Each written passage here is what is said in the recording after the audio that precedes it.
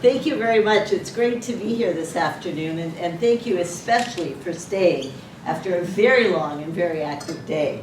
I particularly am appreciative of Pierre Carl and RSI for bringing me here, as well as CEAR, and for designing such a great program. It's been terrific.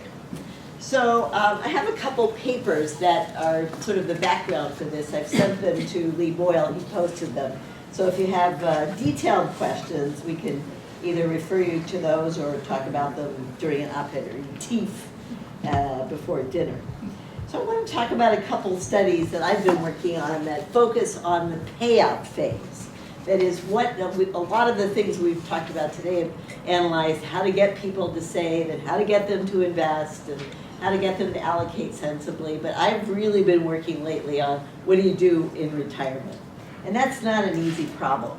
And it's particularly not an easy problem because, as you can see, and this is from the US Social Security Administration, we have the percent of people who survived from age 0 to now the actuaries, I know we have actuaries in the room, 120. In the UK, I've heard it's 125 that we're using. And so back in 1900, the survival curve was a curve. As we look through time, it becomes more and more rectangularized. That is, more people are living longer. Not only is it becoming more rectangular, but of course the age at death, where you have to stop valuing the probability that people might live that long, has been pushed out further and further. So longevity has been increasing, and I guess that's good news. Of course, it depends on how healthy we are and how much money we have. But it's actually more complicated than that because there's still a lot of uncertainty about mortality risk. So this is a table or a figure that we've developed. I call it a fan chart. So from age 65, we want to know the probability of surviving, right, to age 110. This is the oldest one that we've graphed here. And this is for men, currently age 65. So the probability ranges from about 0.08, 0.09 to about 0.47. So this just really underscores the uncertainty around how long you're going to live and what you're going to need to do to be able to manage your money to last your lifetime, given that your lifetime is very uncertain. And for women, it's a similar kind of picture. It ranges from about 0.03 to around 0.4. So this is the big problem that we confront. Unfortunately, a lot of the retirement calculators say, what's your age, what's your sex, boom, you have 17.3 years left to live, which is ridiculous because that's the life expectancy. It doesn't say anything about the distribution. So life annuities, I probably don't need to tell you, but anyway, the A word is a word that's not very fondly received in many US audiences. They're insurance products that pay as long as the policyholder lives. I have a number of papers on annuities, and in the finance literature, they hate annuities as a rule. And so what I did was find and replace every time I had the annuity word with survival contingent claims, and they published the paper. So this goes to show what you have to do to get people to pay attention. So obviously we have a lot of survival uncertainty. Social Security in many countries, the public pension plan, is many people's biggest asset. And it pays out typically as an annuity, lifetime mandatory payout, right? Defined benefit plans in the good old days, or sometimes bad old days, paid annuities. Most defined contribution plans do not. And so we're confronted with a situation where we reach retirement age. Hopefully we've saved and invested credibly. But then what are we going to do with our money, particularly if it's not annuitized? And so this is the sort of overall question driving a lot of the research. Bill Sharp came to town a decade ago, and he's got to be one of the smartest people that I know for sure. He says, with trillions invested in self-directed pension plans, i.e. defined contribution 401k type plans, many retirees face the daunting task of determining an appropriate spending and investing strategy for their accumulated savings. And of course, there are a ton of risks that people confront in retirement. So going into retirement, what's their lifetime income profile going to look like? How long are they going to live? What are their investments going to do? And I don't spend much time talking about it here, but what is their healthcare cost risk? Which is also a factor that we worry about more in the US probably than in Canada, because you have a national health insurance system. And hopefully it'll be there when you retire as well. In our work, we focus a lot on institutional constraints.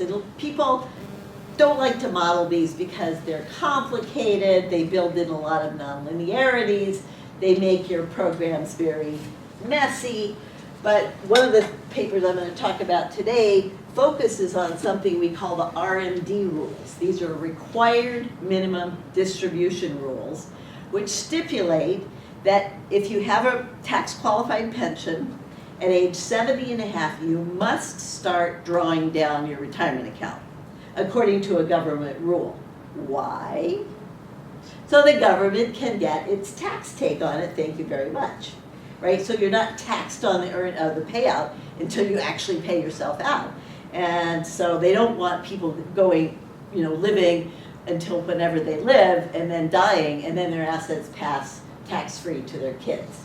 So they want to make sure that they have their required minimum distribution. And then Social Security is also extremely nonlinear, right? Benefits, as I'll mention in a moment, are progressive, but so that they're higher for low-wage people and lower the older you get.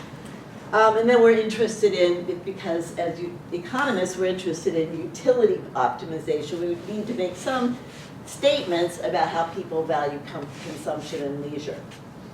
So I'm talking about two papers which actually tell a very different story. And I hope I don't elicit too much cognitive dissonance.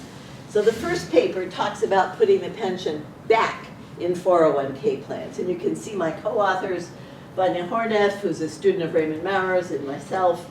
And then in the second paper, what we're talking about is figuring out a way to help people convert part of their Social Security into a lump sum instead of forcing them to take an annuity. So there's several different papers there. So the first paper is basically coming from the idea that in the old days, defined benefit plans paid you for life. Pretty much nobody, except for state and local governments today, have defined benefit plans. So we need to help think about a way to get people in defined contribution plans access to annuities inside the plan, ideally, so that it can be especially included as a default option. So people don't have to sit around and mull and become financially literate and so forth. So the Treasury, several years ago, decided to encourage people to start converting part of their 401k asset balance into what they call a DIA, or deferred income annuity. It's also known as a longevity income annuity. But the key part of this is that it pays you lifetime benefits as long as you live, but it starts in a deferred fashion. It starts, for example, at age 85. So the idea is that you could probably self-finance retirement with Social Security and other assets until that point. But if you happen to live that long, then you have a little bit of help. And it's a potential default solution, as I said, for the payout phase. So what we do is look at some of the welfare implications of putting this into a 401k story. So, and then we try to evaluate default solutions as well. So just to give you a kind of sense of the reform, before 2014, when you hit 70 and a half, if you had quit working, you were required to take a certain percentage of your retirement nest egg every year. And it's basically 1 over expected value of life remaining. So as fewer years are remaining, then you have to start taking out relatively more. If you didn't, you had 50% penalty levied on the amount you should have taken out. So that's a pretty big tax. The other problem, however, is that if you did take an annuity within your tax-qualified retirement account, they still included that in the denominator to figure out how much you had to take as the RMD withdrawal. So here you've given a bunch of money to an insurance company to make sure you could be paid a life annuity, and they still included the principal as a portion of what you had to withdraw. So this made it very unappealing and very illiquid. So basically there was no demand for annuities in 401k plans. In 2014, the government decided to change the tax rules. And essentially what they said is, if you want to buy a deferred annuity, you may, you have to buy one that starts paying you at the latest by age 85. It could be age 80 also. And you can use no more than 25% of your account balance.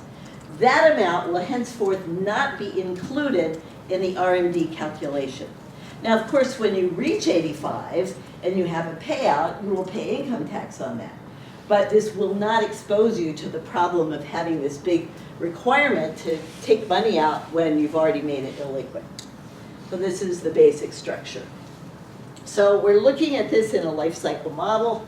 Basically, we are trying to evaluate optimal consumption, savings, investment, and at 65 or 66, you can buy yourself a deferred income annuity. So we have risky stocks, bonds, and at age 85 DIA, taxable account, and the taxable account means you pay tax on the money that went in, you pay tax on the money, the investment earnings, and it's exempt thereafter, which is not our typical structure. Our typical structure is this way. You put in pre-tax earnings, it earns pre-tax investment returns, and then you pay tax on the way out. Most people still have this type of plan. You have risky labor income. What we're trying to do is get a little bit of a sense of distributional outcomes too. So using the PSID, we look at 3 education levels: high school dropouts, high school graduates, and people with college plus. And we look at it for males and females because we know men and women have different survival probabilities. And we compute their Social Security benefits based on their lifetime earnings. We spend a lot of time looking at the institutional rules, getting those right. So we have progressive income taxation, the Social Security details, and the 401k plans, including the RMD rules and the contribution limits. And then in this case, we use a CEAR-IRE utility function, and we compare what's going to be happening with the old and the new regime, pre-2014 and post-2014. What discount rates do you assume? Yes. What discount rates do you assume? So I wrote this down. So what we have to do is we have to make some assumptions to calibrate the model. So we have a risk-free rate of 1%, a risk premium of 4%, volatility of 8%, discount rate of 0.96. And the discount factor. Sorry? Discount factor. That, yes. Yeah. Yeah. So this is kind of a summary of the way it works. So the result is that if you allow people, or if you give them the option to buy this deferred annuity, which clicks on at 85, of course only if they're alive, right?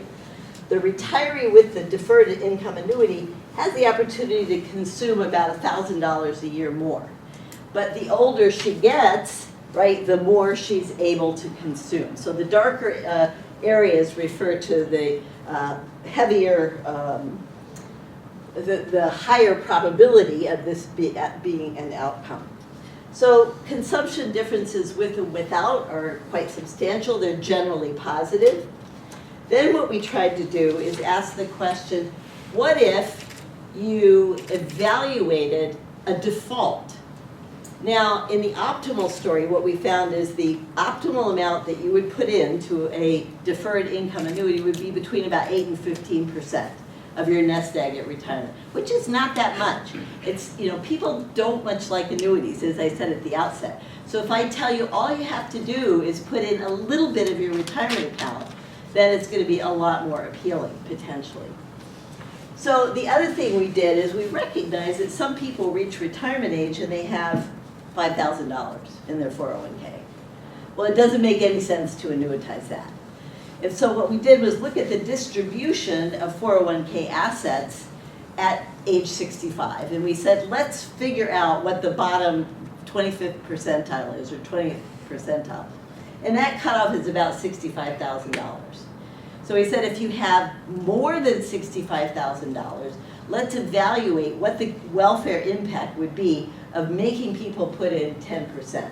So So we're using 10% as kind of a modal number. The range is 8 to 15%, but it's a pretty good rule, right? If you're trying to talk to employers about what the default should be. You can't, personalize it very easily. So we have females age 66, college, high school, or less than high school. And the welfare gain, not surprisingly, for the college educated is quite high, $13,000. For the high school student, less, and the high school graduate and the person with less than high school, even less, because of the progressivity of the tax structure, and the people with less education earn less, they get less of a benefit from reducing their taxable take. We also tried some experiments where we looked at higher mortality rates, because there's been some discussion now, particularly in the US, that the less educated are dying sooner than they did in the past. And there's lots of theories, opioids and et cetera, right? But so obesity and so on. So it's still positive for this high school female. If you have a male, college educated, high school, less than high school, men earn more, so it stands to reason that they would benefit more from being able to defer taxes. And even if they had a higher mortality that some of the demographers have been estimating, it's still quite a positive outcome. So looking at mortality heterogeneity gives us a sense that this is still potentially a really good idea. So very quickly, if employers, we argue, defaulted workers, yep. So why mortality matters? Is it not like fairly priced? Say again? Why mortality matters? Is it not fairly priced? Why mortality matters. So in this case, what we had is we had the mortality that was age and sex specific. In the paper, we also look at unisex tables, because this is frequently something that's required in pension plans. We also looked at different outcomes if you let people defer their annuity to age 80 instead of 85. And it's funny, when talking about this paper, a lot of people say to me, yeah, I like that idea of a deferred annuity to age 80. They feel like that's more, I might get there, right? And in fact, it's really very similar in terms of the welfare outcome. Yeah? So I think the question is, the person who has high mortality, is he able to buy an annuity cheaper in your world? No, so everybody would be priced according to their group mortality. So yes, in the sense that their group mortality. Okay, so based but on we don't education, but underwrite it. not based on, Yes. say, you have some health thing which predicts your mortality, which is going to be 34% higher. You're not able to use that and say, No, oh, look, we don't underwrite it based on I know you have cancer, your so I most can recent achieve it. health information, right? Yeah. But so the takeaway here is simply that we believe there's room for default lifetime income annuities in 401k plans. Not necessarily for everybody. If you don't have at least some threshold amount of assets, it doesn't make much sense. The welfare gains are smaller if mortality differs by education, but still positive. And I think a lot of consumers would benefit quite substantially. Oh, I wanted to mention this as well. So for those of you that keep track of the European scenario, the EU has put in place already, actually, something called the PEP, the Pan-European Pension Program. And this is supposed to be a new model of retirement saving, which helps people move, right, helps labor mobility. So you can save no matter which country you live in, and there are certain regulations about what it can be invested in and so forth. So far, they've put in place just the investment regulation. They haven't done anything about the payout regulations. And as the Australians full well know, you gotta get going talking about the payout solutions early on.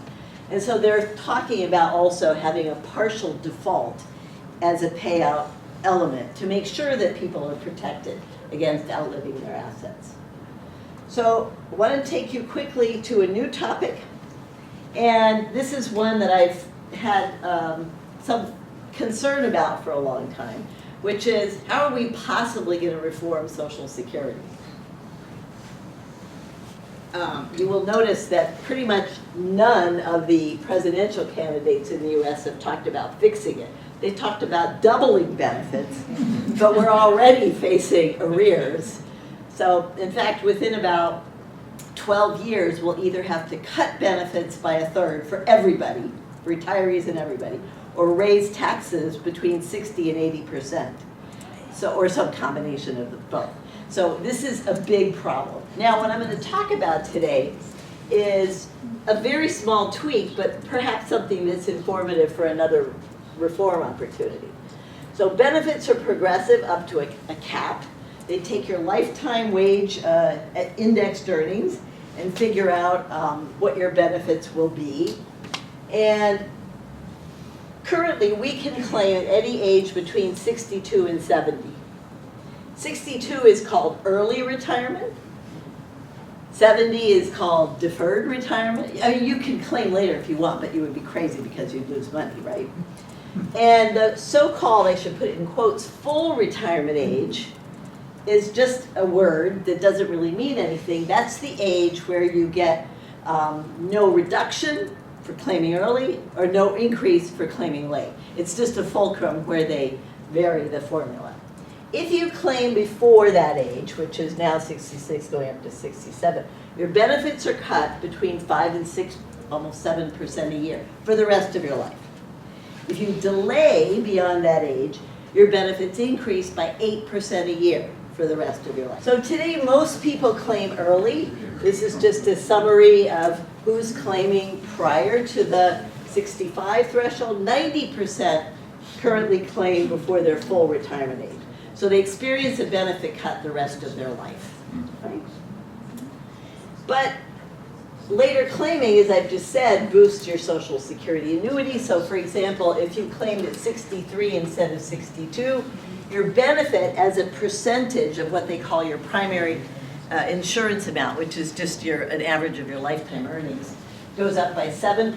It's a little kinky, it's not smooth, but nonetheless. So the amount you could get if you delayed, well in this graph it's 77%. So it's a big increase. Nonetheless, everybody takes it early. So our questions in this paper had to do with the following. What if we could get people to delay claiming Social Security? They would be, in effect, buying a higher, and these are real annuities, that would pay them more the rest of their life. It would definitely help them in old age. And first we asked, what if they got the benefit boost as an actuarially fair benefit increase? If so, first we asked, if we gave them the increase as an actuarially fair lump sum at the deferred claiming date, would they delay? And how much would they delay? So that's part one. Would they work more? If they work more, that kind of helps at the margin because they're paying more taxes into the system. Plus, some research has suggested the longer you delay claiming and retiring, the better it is for your health. We can talk about that. And how about you offered people less than an actuarially fair option? So this is the way we approach it. Now, it may be very rational to prefer a lump sum, right? If you're risk averse, maybe you think the system's not going to survive. Maybe you're uncertain about your mortality. You've had a health shock already. I think political risk is a big problem. We don't know what the next or whatever politicians will do. And then how many will work how much longer. Okay, so the rewards for claiming later, and let's say you're someone who would have claimed it, whose full retirement age was 67, and your monthly benefit, if you claimed at age 62, would be $1,500 a month. All right, so your monthly benefit would have been $1,500. If you waited till 67, it would be $2,143. Till age 70, $2,657. Now, what we're doing then is computing the actuarially fair lump sum that would be equivalent to that. So you get nothing if you claim early. That is, you get your $1,500, your early benefit, but no lump sum. If you waited till you were 67, you would still get your $1,500 a month. So you're not going naked, as we say. You still have some protection, but you can get almost $9,000. So this is a pretty hefty sum. And if you waited until you were 70, you have $178,000 as a lump sum to look forward to. Would you let people privately re-annuitize that? Sure, they could do what they want with it. I mean, they could buy a bass boat. So the first thing we did is we did a survey, a sort of a stated choice experiment, as we heard other people talk about today. And we used the Rand American Life panel, ALP. A great panel. If any of you are interested, you can download all the data for free. You can do, it's some cost, an additional module. It's about 6,000 respondents, age 18 plus. It's panel, very important.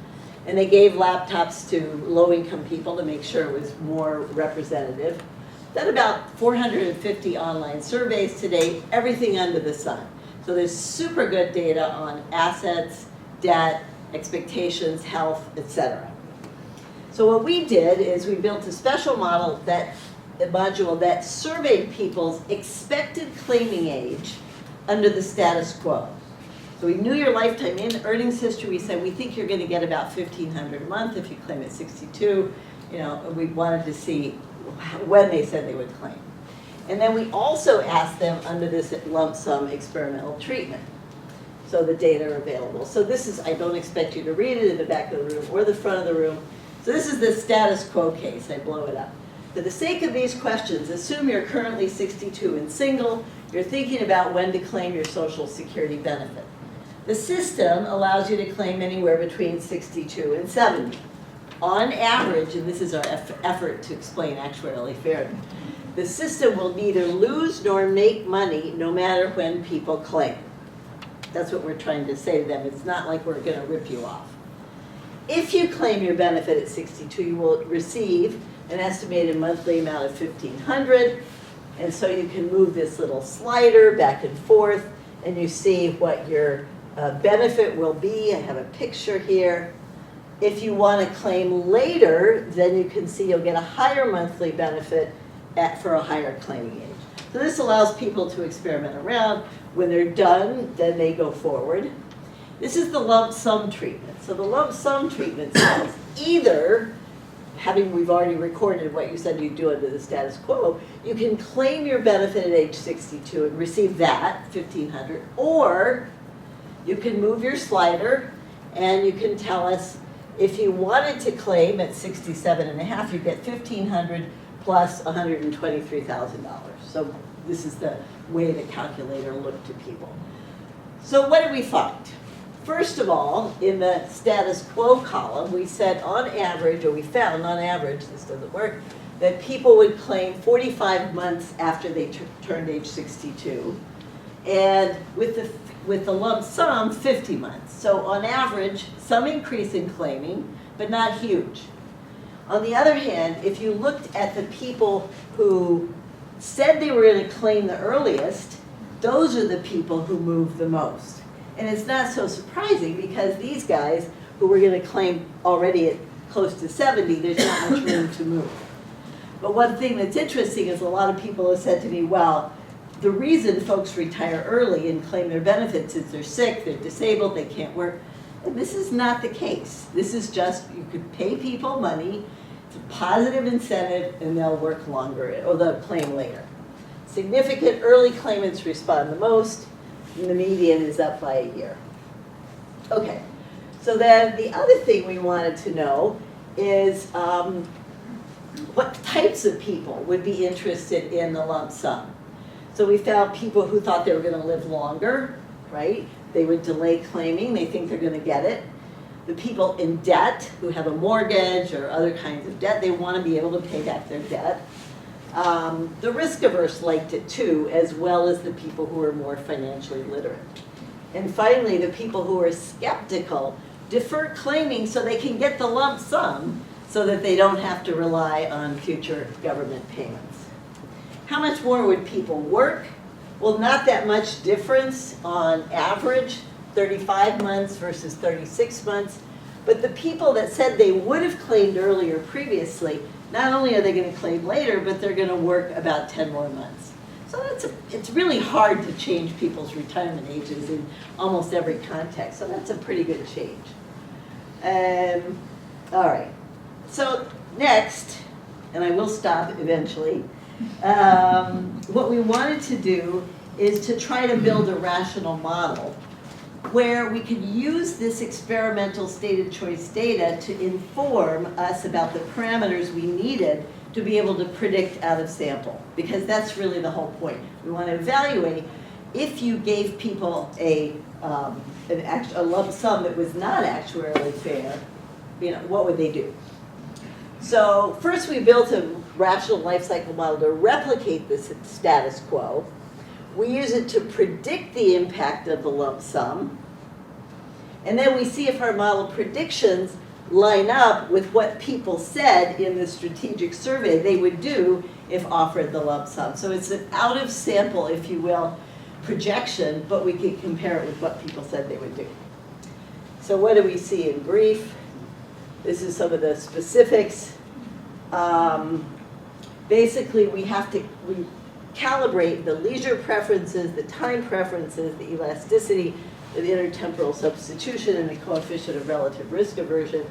And the way we do it is we try to figure out the right parameters so that we can match the status quo survey distribution. So we do that first, solve the problem, simulate it, and then select the optimal parameter set, which allows you to get as close as possible to the distribution of claiming dates.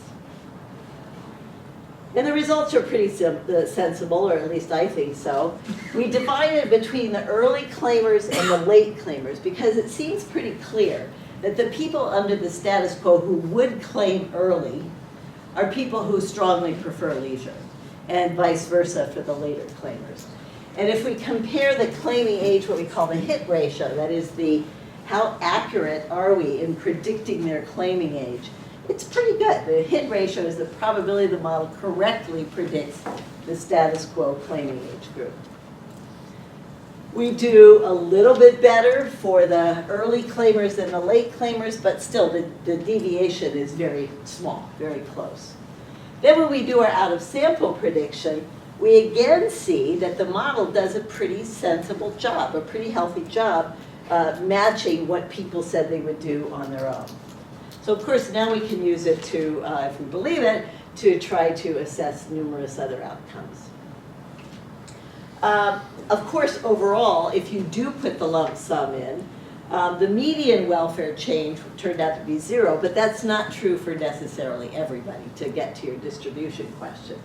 We also added survival heterogeneity across a number of different people, and that does amplify the main finding. Namely, there's a more pronounced impact raising the claiming ages of the early claimers than the late claimers. So here's the experiment. What if we offered people a smaller lump sum? So we said to people, we're going to still give you a lump sum, and we know they like the lump sum, but what if we offered them less by 13%?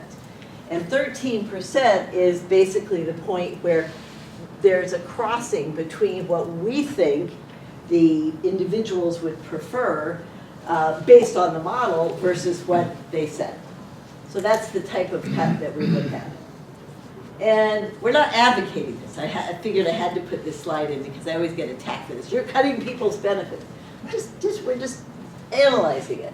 We find that people would delay claiming for a lump sum 13% below the actuarial equivalent. And obviously welfare is going to fall, right? But it does suggest you could get people to delay claiming. And then we further analyze some distributional outcomes. So this is a little bit complicated, but basically what we have here on the far left is an analysis of our results, assuming that benefits promised today can be assuming that benefit promises today can't be paid, but the taxes in place today would remain constant. So we call that the payable benefits result. On the right side, we have the scheduled benefits result. Scheduled means they're somehow Congress is going to come up with the money to pay for the current formula benefits, and taxes will have to be raised to cover that. But I don't know where the political outcome will be. It'll be somewhere in between. So male is red and female is blue, And this shows from 20 to 25, 20 to 45, 20 to 65. It shows that there's not huge differences between the two in the sense that given payable benefits or given scheduled benefits, average cash income is up a little bit. Now these are small numbers, 1.5%. Okay, average cash income is up by a small amount for both men and women. The poverty rates are quite similar as in either scenario, right? And given today's benefit rules, there would be a slight increase in cash given the lump sum opportunities. The actuarial balance is pretty much the same. Again, this is simulated using the Dynasim model, which is a micro simulation model. And whether you use payable benefits or scheduled benefits, there's not a tremendous amount of change to system solvency. And then last, of course, if you give people lump sums, they're going to have some assets later in life, which right now low-income people don't have, right? So if you look under the payable benefits scenario, what you find is the poorest people are going to have a 27% increase in assets measured at age 62. The richest people won't have very much, right, because they have enough assets to begin with. But again, under both alternatives, assets rise, or to put it differently, inequality falls as a result of this change. So just to kind of wrap up, how am I doing on time? So a couple takeaways. I think what was fun about this project was to be able to pair the strategic, we'll have lots of time, the strategic survey with a rational life cycle model, try to replicate claiming age distributions, and then use that to try to evaluate not only what a policy reform might look like, but compare it to what people thought they would do under that policy reform. And early claimers apparently have the most flexibility and will be able to delay claiming the most. So I think the results are sensible. Obviously, if you provided a less than actuarially fair outcome, this could increase the Social Security solvency even a little bit more. But even if you just had the lump sum incentive, that would still help at the margin because people are claiming later, working a little bit more, paying a little bit more. That's all the papers that I referred to.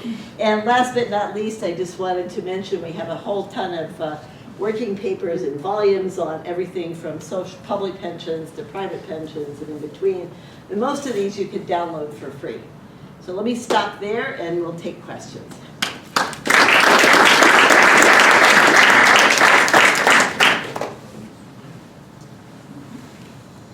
Yeah. So I have two questions. Okay. First, on the first paper, I was wondering what's the assumption about bequest or involuntary bequest? Because presumably the welfare effects are going to be quite sensitive to what you're assuming. Yeah. That. So okay, tell me your second question. And then the second question is about the last paper. I was just wondering, both in the model and your understanding of how people respond to the question, are claiming decisions and labor supply decisions the same thing? Because again, possibly people under your system could stop working but delay claiming, and that may have different welfare implications. So bequests, we do model in the first paper some variants of bequests. And what we find is that when people have a strong bequest motive, we kind of pick the biggest one to see, how much it would change results. People do end up saving more, but it doesn't change their value of the deferred annuity because it's a pretty small amount. The other thing that's important to underscore with the deferred annuity is you buy it at 65 or 66. You don't start paying it out for 15 or 20 years later, 10 to 15 years later.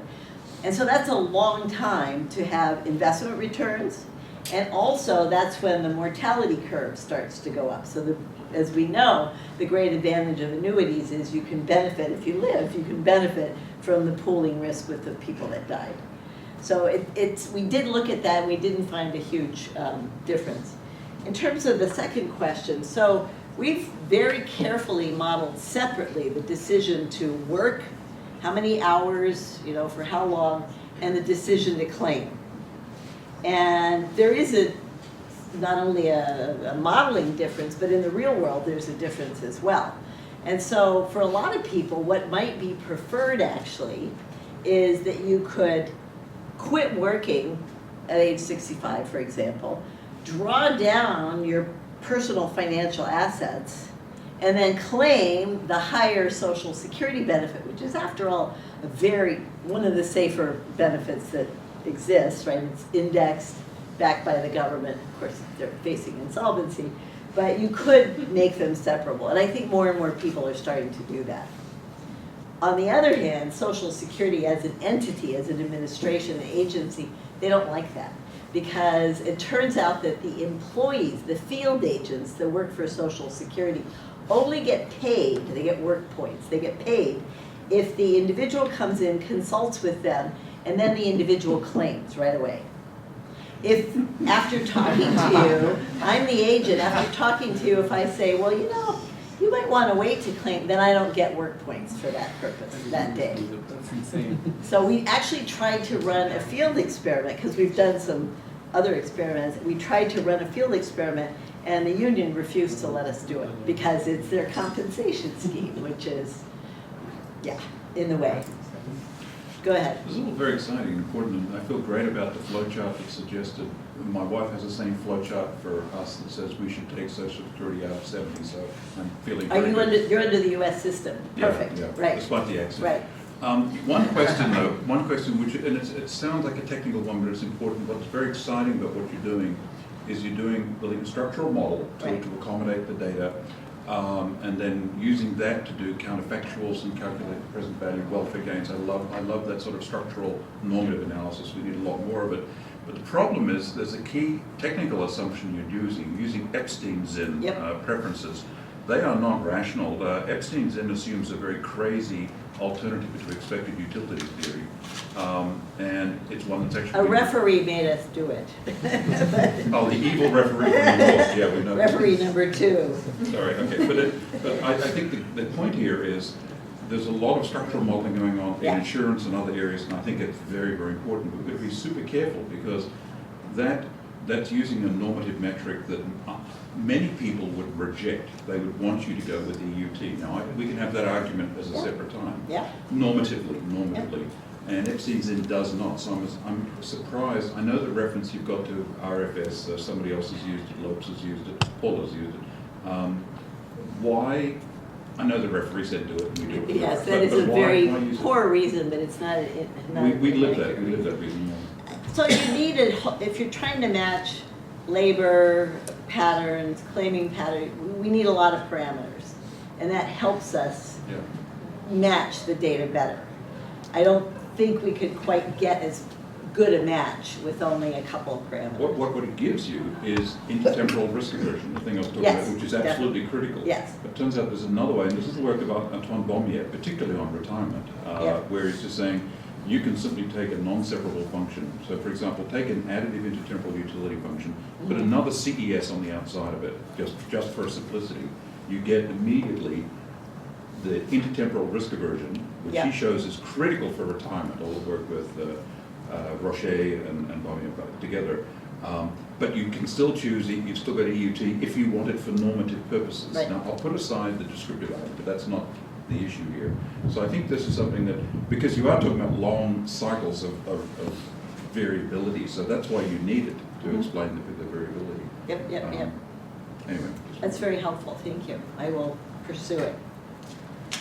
Anybody else? Go ahead, So Carly. you can't do a field experiment, right, with these people caseworkers giving bad advice, but there is a lot of quasi-experimental variation now where the offices are closing or have closed a lot over time, and there are big effects on SSI applications. So I wonder if you have less people who have these poor incentives around, if people are more likely to optimally delay claiming. It's a really good question. I've seen a little bit of the work on the SSI, and that would be potentially a good instrument. The thing happening on the opposite side is that more and more people are doing Social Security evaluation and even claiming online. So my husband claimed online. We had a big discussion about how he's going to wait until he was 70, and by golly, he went and claimed at 67, and I was shocked. but you promised to cook me dinner, so I There you think go. okay. But actually, we're doing field, just on that point for a minute, we're doing Yeah. some field experiments in Ethiopia in insurance, where we're actually incentivizing the salesman according to the welfare benefit of the individual as measured by us knowing their risk preferences, et cetera, rather than just do you flog the product. So very often now there's a conditional there. We have to know people's risk preferences and their beliefs about loss claims and so forth. But we can incentivize them and to treat them by, are you doing the right thing for the individual subject? None of these pox on unconditional nudges that say you should just get people to buy the product. Right. So that's the key. You can do that. Now, whether you can do it in this institutional context is a separate issue. Right. But I think that's this principal agent problem is a really one we can do something about. Yeah. Super. Back row?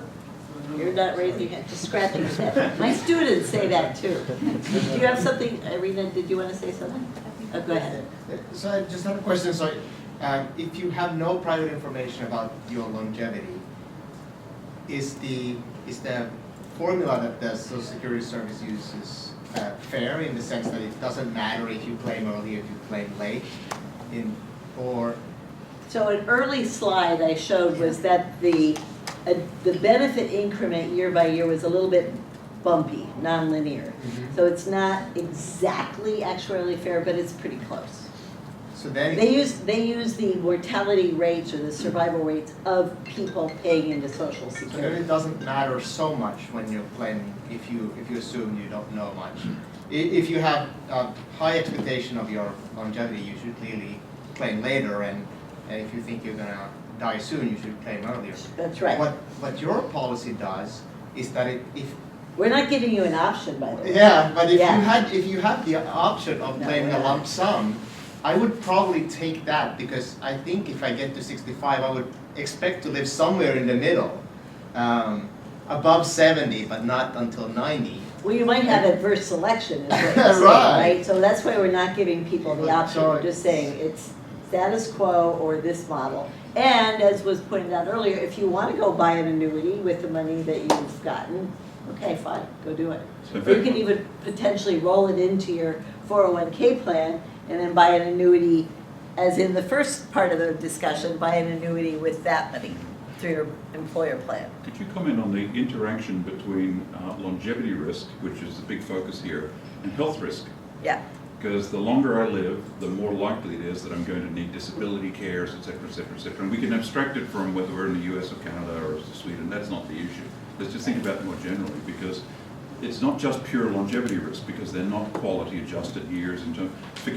It's just the health costs. So very often what people are talking about doing is you can go out and buy health annuities, which are specific. Now, they're not necessarily actuarially attractive products, but they're very popular with a lot of people. Well, there are some annuities that, for example, TIA, the teachers Yeah. plan, have sold, which are a two-tier product. So and these are immediate annuities, not deferred annuities, but as long as you're healthy, it pays out one level. But if a doctor certifies that you've had 3 ADL limitations, Yeah. 3 activities of daily living limitations, then the payout increases. Yeah. And you don't actually have to go in a nursing home for it. Correct. So, I mean, obviously, you can design an annuity to meet many, many needs, and it gets more expensive the more needs you meet. But it seems to me that's a really sensible product. And there are some, yeah, absolutely. So that's the point. But a lot of people don't think of this interaction between Sure. just pure income and also needing disability support. I agree, and that's part of it. Getting people to think Absolutely. about multiple risks is really a challenge. I agree. I mean, in some of our papers, we have included basically income shocks during retirement, which are a representation of healthcare cost shocks. But we don't, for example, so far we haven't allowed the utility of being retired to vary with your health. Other people have kind of worked at it from that angle. It's a hard problem. Go ahead. Maybe I missed it, but is there any research on, say, the disaster risk? There's a lot of people that are very pessimistic about Social Security in like the next. With good reason, I think.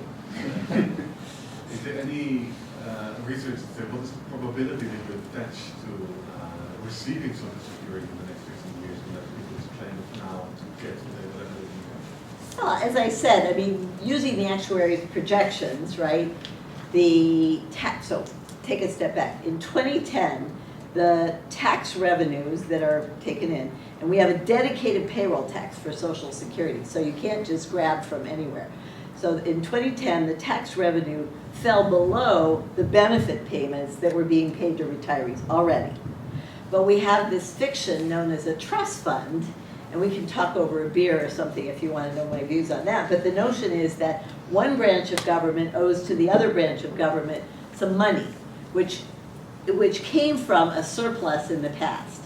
So as soon as that trust fund runs out, which is in about 12 years, either, I mean, there's no way to pay the full benefits. So either benefits get cut by a third, and you know, whether it's 20, 31, or 32, or 33, whatever, you know, there's not much uncertainty around it. I mean, unless everybody gets Ebola or the plague. I heard the plague is back now. So yeah, there could be some catastrophic uncertainty. But we know it's going to happen, give or take, by 2032. Well, along the lines of this, people are very worried that they're not going to get any benefits. I think that's wrong. I think that, I mean, I run a program for financial advisors at Wharton. They come in and we talk about it. And the young people, and many of my young students say, I'm going to get zero. And I said, I don't think that's right. I think you'll get, you know, kind of 2/3 of what is currently promised. Things could go differently based on demographics and the economy and so forth. But I think there will be something there. But so what I advise people in terms of how they should interact with their clients is just reduce the benefits by 1/3. And you're kind of in the ballpark. Go ahead. Yeah, it's just to answer the question. Actually, there is a paper in the AER last year that says that people would like give up 6% of their expected benefits to get rid of political risk. So it says Yeah. that You know, it's they interesting. intercede the- So the city of Philadelphia has a defined benefit plan for its public sector workers, the police and firefighters and whatever, janitors. And the city of Philadelphia is thinking about offering a lump sum to its workers to get them off the defined benefit plan. 50% of the expected present value of the benefits, because they're so underfunded. And people are very interested in taking it. In the military, right? This was after the Vietnam War. There was a paper also in the AER. They offered enlisted men and officers a lump sum in lieu of the annuity, and it was about 50%. And almost all the enlisted men took the lump sum. It was 50% of the expected present value. And I think a majority of the officers did well as well. About 60%. It was a 400 liter. Yeah. Yeah, okay. Olivia, what do you think the implementation challenges are here? You mentioned the incentives of the people in the claiming offices, but it's a big policy change that we're proposing. It's a big policy change that Sure. we're proposing. So, I mean, what would have to happen for this to actually be implemented? All kinds of things, right? You'd have to educate people about lump sum. In fact, every time a state runs a lottery, right, they tell you it's going to be $500 million, which they're just using by adding up the annual benefit payment, assuming you live, and then you end up with, you know, $200,000 after taxes as a lump sum. But so there's ample opportunity to train people, teach people to think about that. But one of the areas that we sidestepped, 2 areas actually. One was how they're taxed. So if I give you a lump sum, then, you know, are you going to have to pay tax on all that? I think we had to make some decisions when we did the dynamic simulation models, and we used what the Urban Institute did, which is basically don't tax it as a lump sum, but tax it when you consume it. The other thing where we finessed a bit was we said, assume you're age 62 and single. And there's a whole bunch of family benefits that you also have to take into account. So those are practical issues. But hey, you know, we can solve those problems. But isn't it, I mean, part of the problem is that it's a large policy change, but compared to the scorched earth, Right. coal, that's there as an alternative. The hard part is to convince people that that's the alternative.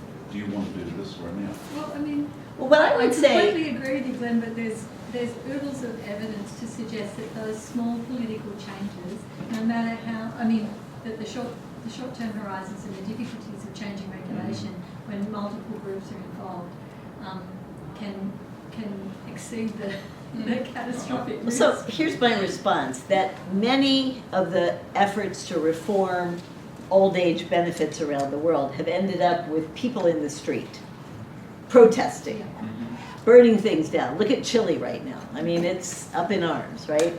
And that's because the political approach has been to raise the retirement age or cut benefits or do things that are seen as punitive. Whereas what we're doing is we're saying, hey, we're going to give you an incentive, a lump sum. We're giving you something you don't have the opportunity to access now.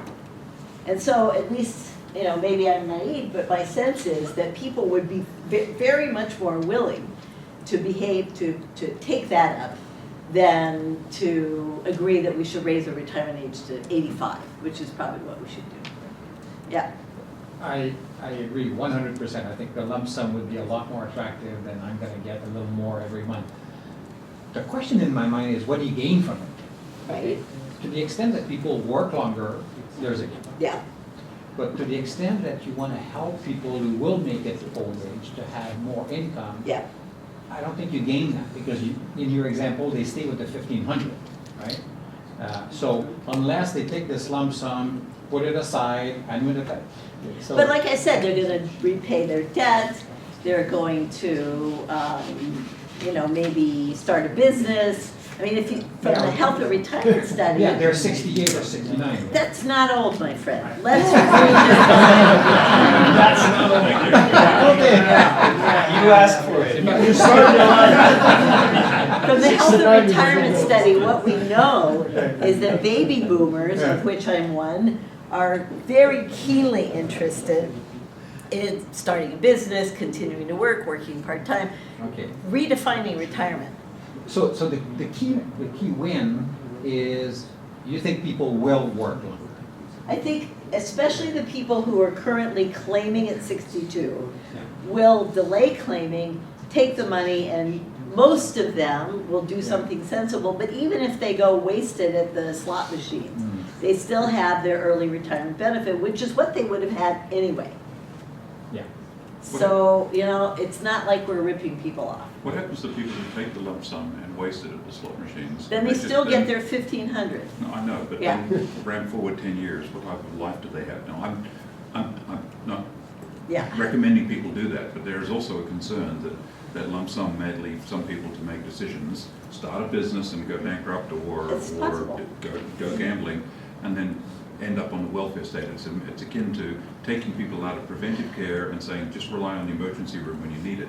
And we know in healthcare, that's a disaster. So I'm not disagreeing, I'm just saying we need to consider the full general equilibrium implications. Well, I don't have a general equilibrium answer for you, but what I would say is that if we thought that the 1,500 a month that you can currently get by claiming age 62 is sufficient, then it's going to still be sufficient later. If you don't think that's enough to live on, then we have a different question about what's the right level. But there is still the intermediate, I think we talked about it at some point, intermediate proposal, which would be, if it's really the lump sum, let's say it's really a psychological effect of getting some of it right now. What you could do is you could give half the lump sum, you said, but give the other part still as a Incentive. delay, and then you reach both. You're gonna get something I'm in willing to between. negotiate. You know, I'm open to it. I hear what's being said about lump sums and concerns. I just want to draw people's attention to the fact that what we actually see elderly folk doing on average is the reverse. So I totally agree that a lot of people will probably use this to pay down debt and other sorts of things. One of the things that people do much more than is expected is preserve their wealth. And another possible outcome is that they never spend it.